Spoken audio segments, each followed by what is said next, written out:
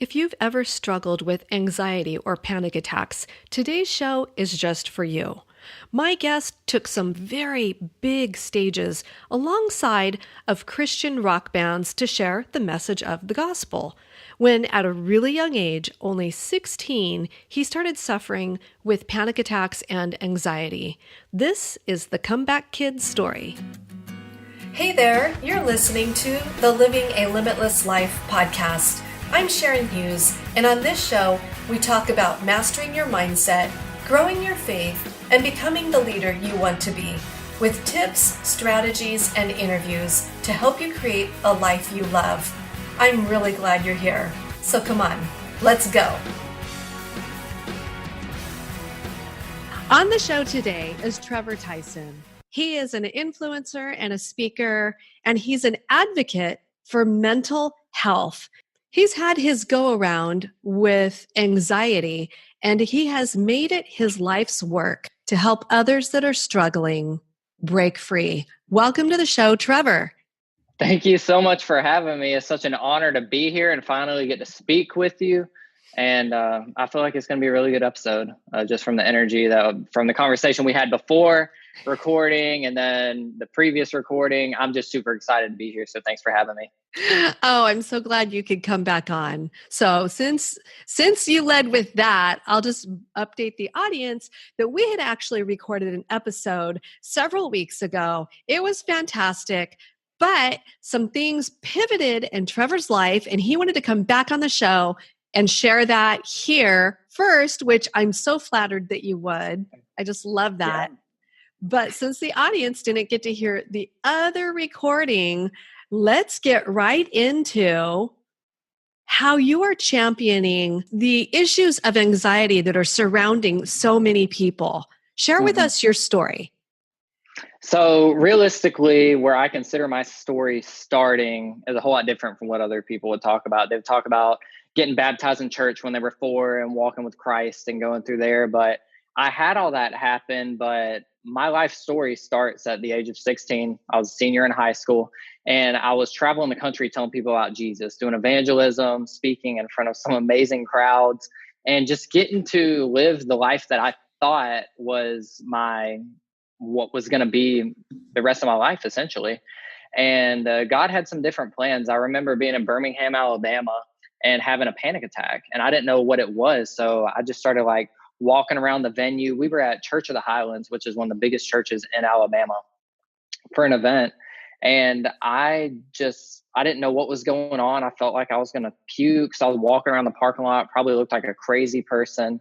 And that was my first encounter with anxiety. And from there, it just started a spiral downwards. I had to cancel a lot of events and a lot of things that I was really looking forward to doing. That was my life. I love speaking. I love talking to people. I love seeing people find purpose in their life and finding the understanding that they do have a purpose, and their calling in life is to pursue that. And so I went completely off the road. I could not speak in front of crowds. I was struggling with anxiety, but I refused to admit it. That was the biggest problem. So fast forward to 3 years, I decided it was time to get back on the platform. I felt like God was calling me strongly to start speaking and advocating for people that were struggling with what I was struggling with and still struggle with to this day. I have generalized anxiety disorder. So I went to therapy. I did something called EMDR therapy, and it changed my life. Wow. And the only reason I get so energized talking about that is because without the God-given potential that these therapists have, and even out of scripture, these things brought me back to who I was supposed to be. I wasted 3 years of my life, 2 or 3 years.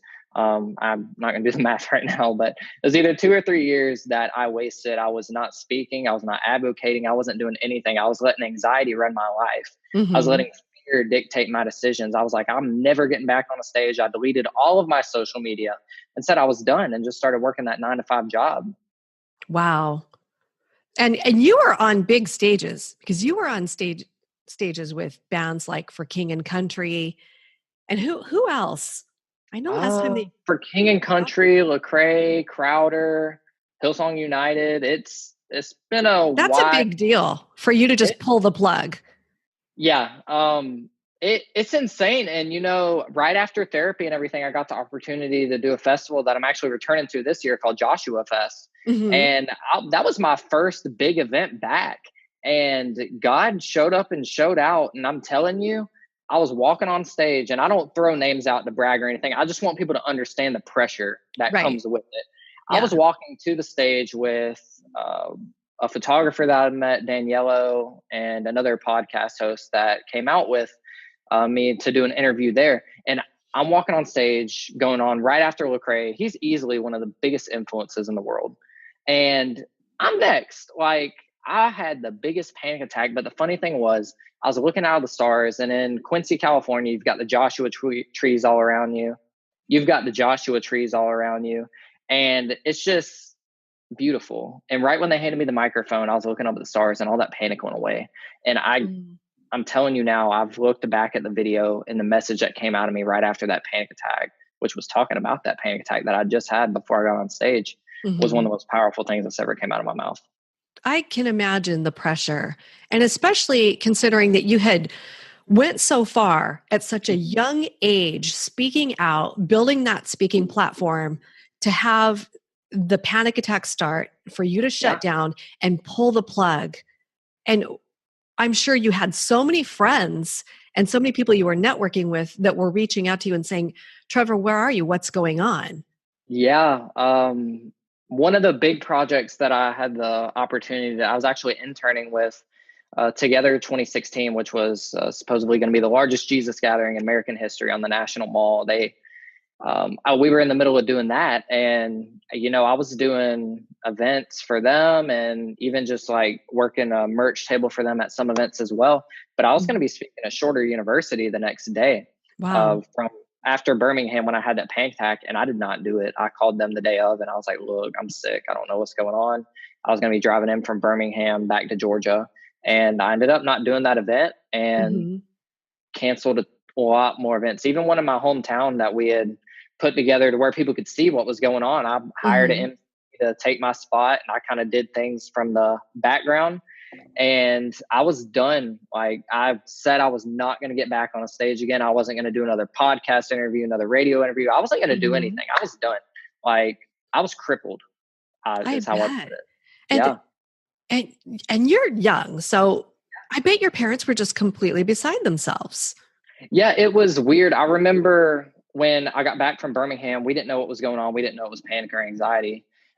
So I just drive all the way back from Birmingham, and I go to bed, and I literally did not come out of my room for like 3 days. And my dad came in and was like, "Look, get up." And we went to their lake house, and I was, I guess, fine or before I went to the lake house, I had to go do a presentation because I was still in high school. Like, I was touring, Mm, but I was still in high school. yeah. But there was a big presentation I had to do in front of 30 classmates, and I'm used to being up in front of anywhere from 50 to 10,000, maybe sometimes a little more people, and I could barely get through that presentation. And it was like some medieval thing where you had to go like, yeah, yeah, yeah, like, all the crazy dramatic stuff. But it was terrifying for me. And I explained it to my Wow. teacher. I was like, I don't know what's going on. But yeah, my parents definitely saw a change in my attitude and my demeanor. I had to give a speech at graduation. I was a class president, and they're like, no drinks on the field. And I carried a chamomile tea. Like, that was the only thing that could calm me down. Mhm. So I carried that out there with me. They were like, you can't take that. But I snuck it under my chair before the event. And it was a lot of soul searching, a lot of figuring out what was going on with me. And even when I identified it as anxiety, like, Mhm. I still didn't care. I was like, I don't have anxiety. Like, and I was being really ignorant. I was being Mhm. arrogant towards myself, and I costing myself 2 to 3 years of my life. But that's why we're championing it the way we are and going after it hard and heavy. Well, Trevor, what was the pivotal moment for you? Because, like, that's huge. What you went through, I can't even imagine what that could feel like, and for it to last as long as it did. So, what made you pivot and go, okay, this is anxiety and I've got to act on it? I think the further it went on, the more trusted friends and colleagues would point it out. Like, do you think it's anxiety? And I'd be like, no, no. But then um, I knew for a fact one day I was having a panic attack, and I'd read up on the symptoms, and I know friends that went through the same thing. And once I identified it like strongly and was like, I'm going to get help, I called every like therapist around me. None of them would answer. None of their phones would even ring. It would go to a dead tone. And I was like, well, I'm going to mark today, like the day that I decided that I was not going to let it run my life anymore. And I went and got my second Kings 2:9 tattoo, which is asking for a double portion of his spirit. So I pray that in every prayer that I have, like, Lord, give me a double portion of your spirit. And that verse came to me through people that are like my second family now, Tina and Todd Bartlett. I met them at Winter Jam in 2015 at the Georgia Dome. And they're coming to stay at my house later this month. They are a blessing in my life. And I credit most of the opportunities that I've been able to do came through knowing them and God placing them in my life at the perfect time to be able to do essentially what I do. Oh, I love that.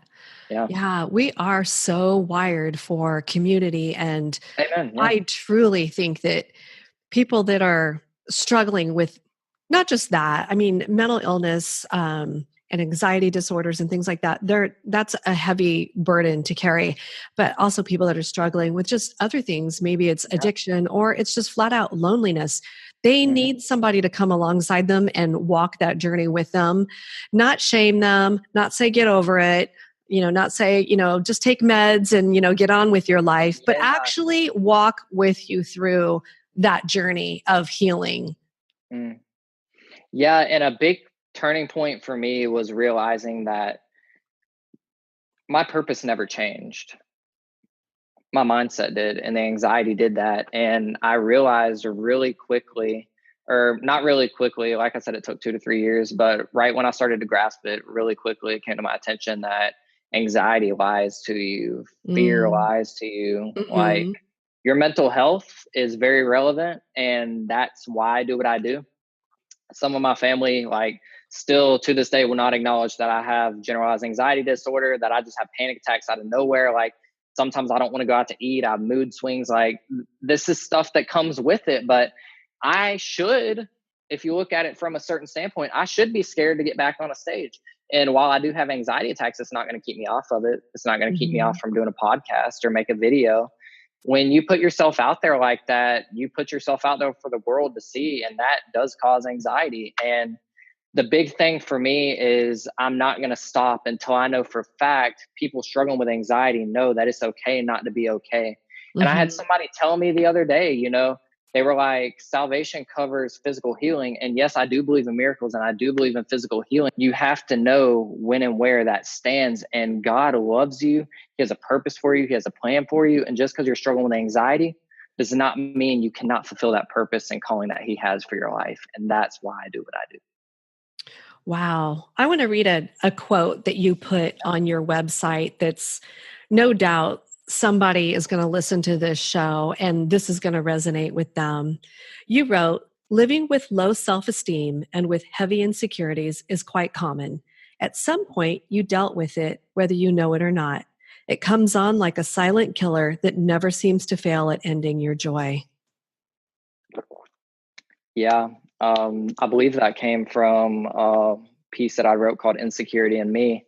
And I'd heard a song from a band called Memphis Mayfire. It was called You and Me, and it was about ending a toxic relationship. And the main lyric in it was, let's just move on and say goodbye to you and me. And the more I got listening to it, I just felt inspired creatively and was like, I'm not in a relationship, but what are some things that I just need to let go of? Toxic relationships. Mm-hmm. And for me, that was insecurity in me. Mm-hmm. So the more I got to writing and the more I got to searching into it, it's like I've struggled with insecurity my whole life and I've never acknowledged it. Like, I never went to prom or homecoming. I've only dated once in my life, and God bless her heart. She got to see firsthand what anxiety will do to you. And I'm writing a blog right now talking about, like, a lot of guys will not admit they have anxiety, nor the less they will not admit that, like, sometimes when they set a date to go out on a date with a person, they have to back out, like, day of, like, I can't do it. Like, and I had to do that 3 times. Wow. And a lot of people won't admit that, but insecurity is real, anxiety is real, depression is real, and it's time to acknowledge it. People think that just because it's mental, it makes them crazy, and they don't want to admit that they need help. But it's just as important as going to get a flu shot or going to the doctor for a cold. if you do not get a grip on your depression, anxiety, or your well-being in general, like there are side effects. Like I mean, I hate to say it, people kill themselves every day from this stuff. Hmm. And it's terrible that they feel like they have to do that, but a lot of them aren't in their right mind. And if they would have gotten the help that they needed, they might still be here today. But there are those people that did get the help they needed and it just didn't work out for them. But I will not stop breathing. I will not let myself die until I know that I've done everything in my power to tell everybody on this earth that they are loved, they have purpose, and they have a calling on their life, and not to let anxiety, depression, or any kind of mental illness hold them back from being who they were created to be. If somebody is listening to this right now and just heard what you said and they're thinking to themselves, how do I not let it? Like what should the first step be? The first step is going to be admitting that you have a problem. And I know that's a term that's used over and over and over, but it's real. Like if you say you're going to make a budget and you don't write it out, you're never going to stick with it. You're never going to get help until you know that you have a problem. So once you admit like, okay, maybe this is a little bigger than what I thought it was, I need to get help. Hmm. Step one, admit you have a problem. Step two, reach out. You've got a community around you. If you don't want to go see a therapist, find a pastor or parent or just someone you trust and open up and see if they have any good insight for you. But I will tell you that therapy is really, really, really amazing. And if you need to be on medication, I was on medication for a portion of my life and it enabled me to get back on stage. Like it wasn't the medicine, it was God, but medicine was a big stepping stone in me being able to get back on the platform and even just share a message through podcast. Yeah. Well, I certainly appreciate the work that you're doing and being so open. So many young people, they just don't realize that the anxiety and depression, that it's a thing. They So get serious. labeled as Yep. like, oh, it's growing pains, like, oh, you're a teenager and oh, you're fine, like it'll be okay. But they really, really do need to know that it is actually legit Yeah. and that there is help and that there is Yes. hope. There is. And I've noticed that when people talk about mental health, it's been framed in a way of kind of like negative. But when we Yes. talk about our physical health, like, oh, we're working out, we're eating clean and all that, that sounds good. So Yeah. I think that there That's needs the to be an main thing. awareness shift, right? That Yeah. mental health means you're taking care of your mind, that you're putting the right things in your mind, Yeah. and that you're And taking control of your mind. yes. And one of the, I mean, it doesn't make me mad, but one of the most irritating things you'll hear is like, my poor dad will be like, you just need to go to the gym more. And it's like, that doesn't do it for you. Like, I've won 2 national records in powerlifting. The gym is not going to help what I'm going through. I mean, being active definitely will relieve some tension off of you, but it's not the answer to everything. So Mhm. if you think that the gym is better than you going to see a therapist and you're struggling with depression and you're hitting the weights hard and heavy and running and taking care of your body and eating clean and you're still struggling with those thoughts, it's not your fault. You just need to know where to get your help. Where does your help come Mhm. from? It comes from Mhm. God. It comes from going to see a therapist. It comes from taking care of yourself, just like you would go to the hospital if you had a broken leg. Like you need to Mhm. go get yourself checked out, make sure you're okay before something happens. Yeah. And these things don't just go away. Like They the don't. more we No, ignore them, the worse they get. I think the bigger they can get. Yeah, Yeah. 100%. I've known a lot of people that have had different types of issues in that umbrella of mental health, and Yeah, in not getting the help, they just shove it down, and then they get down the road, a decade later, and they're still struggling with the same things, and they've wasted so much time, you know being wounded and broken, where they could have actually experienced some healing. totally, totally. And one thing that I've seen the most anxiety and tension come out of from people around me is financial pressure, jumping into things they don't necessarily need to be in when it comes to finances. It's like, if you can't afford the car you're driving, get rid of it. If you can't afford the home you're living in, get rid of it. Like, I'm not telling you to go homeless, but be wise with your finances, because people do not put two and two together. If you get too bad into debt, how many bills you're going to have, that's going to stress you out. And even for millennials, Gen Z, all of us have been dumb with money to a certain extent at some point in their life. And luckily, I found Dave Ramsey at a young age, and like, I tried to take care of my finances to the best of my ability. And being 21 and being a homeowner, and I've got bills of my own, and I love adulting. Like, a lot of people complain about having to pay bills and stuff, but if you do it right, that's not going to be a part of your mental health. That's not going to be a negative part of your life. You just have to be wise with it. And if you're listening to this podcast right now and you haven't been smart with your money, and you know for a fact you've been stressing about it, take it as a wake-up call. It's time to start doubling down on your budget and making sure that your finances are in order before it turns into something bad.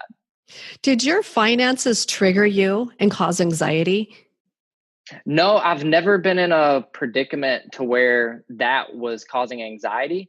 To a certain extent, I'm a workaholic, so I'm always working. And as you know, the more you work, the more you earn, but you got to know when to stop working as well. That's one thing I've had to teach myself. Like, Trevor, you're working too hard. Like, you work 7 days a week, you got to stop. And whether it's with my day job or podcast interviews, creating content, running my socials, it's a full-time job. Mm-hmm. So you just have to be really careful with how much work you're putting in as well. But I see so many people struggle with anxiety and depression from finances, and it's sickening. It's like, we're not wired in high school to take care of our finances. You're not taught how to manage a budget. You're not taught how to write a check. You're not taught how to do taxes. You graduate and then you go blow all this money, and you got a credit card because you thought you didn't have to pay it back. True story. I've met somebody that got a credit card after high school. They did not realize you had to pay it all back. They ran it up $10,000 before they realized. It was like, did you think it was free? Did you think it was free? They didn't think that one through. You had some news that you wanted to share. So what is coming down the pipe for you?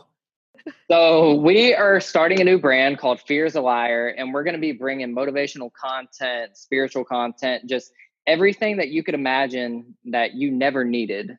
We're going to bring it into one spot. We're going to have blogs, video content, merch. We're going to have amazing clothes coming out, and it's all going to be gearing towards setting the record straight with anxiety. Fear is a liar. I love it. Not let it run your life. And I'm not the first person to say fear is a liar, and I'm certainly not going to be the last person.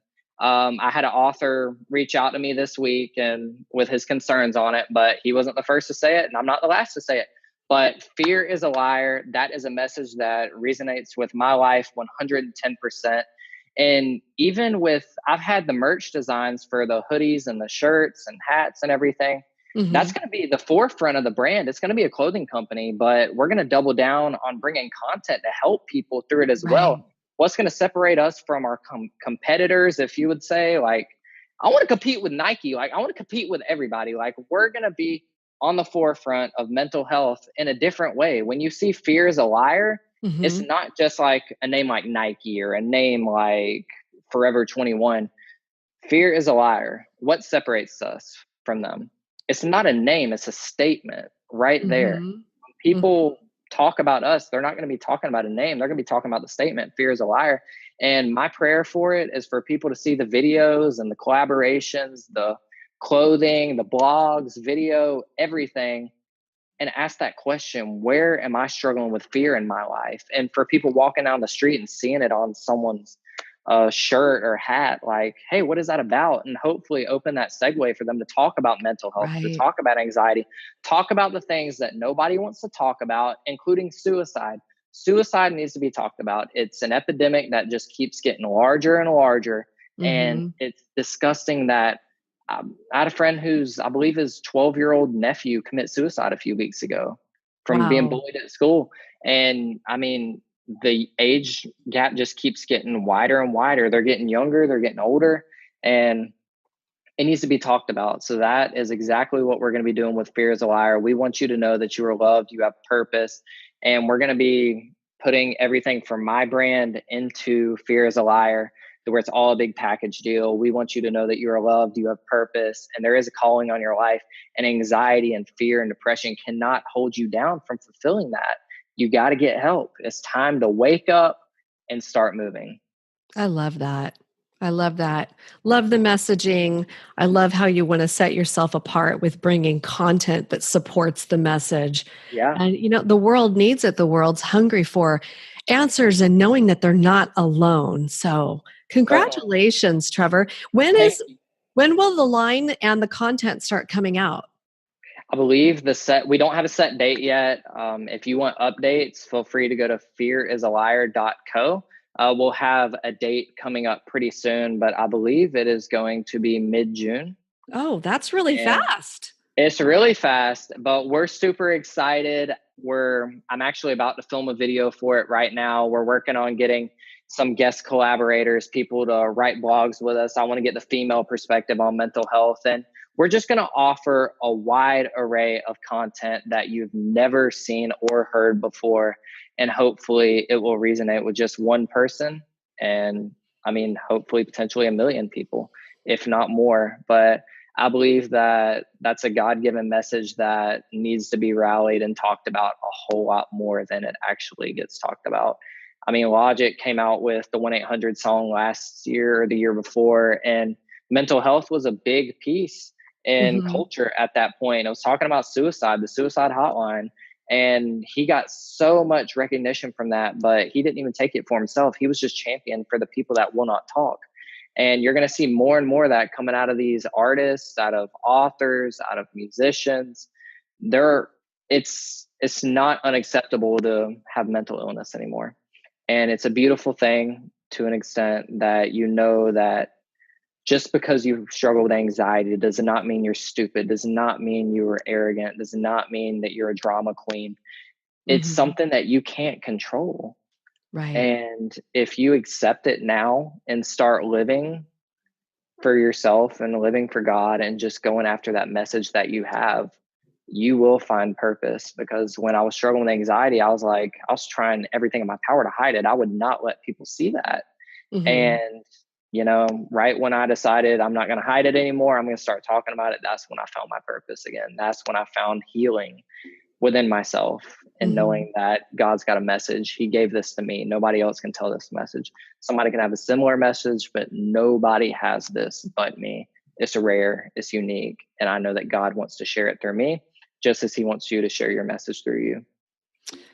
Wow. So, Trevor, you're going to be on the stage at Joshua Fest, and that's coming up Yes, this summer, right? yes. July 26th through the 28th. All right. And Are tickets still available? tickets are still available, and this lineup just keeps getting better and better.